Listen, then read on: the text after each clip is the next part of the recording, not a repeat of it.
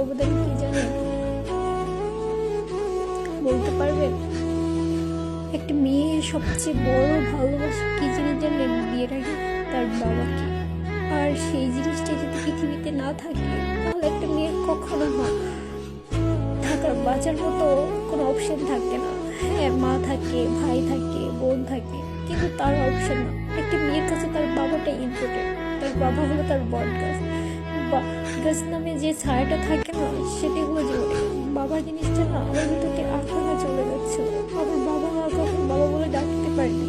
বাবা কি জিনিস কখন বুঝিনি। যখন সবাই বলেন কারো বাবা যদি কারো সন্তানকে মা বলে ডাকে না, তখন দু চোখ দিয়ে না পানি চলে আসে বাবার কথা বলে।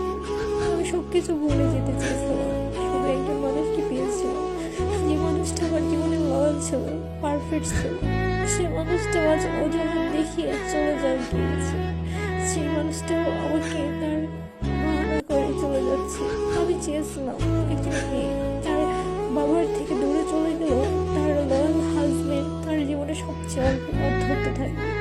আমি সেই মানুষটাকে তার পারফেক্ট ভেবেছিলাম। সে আমার ভালোবাসে, সে আমার যত্ন কেয়ার করেছিল।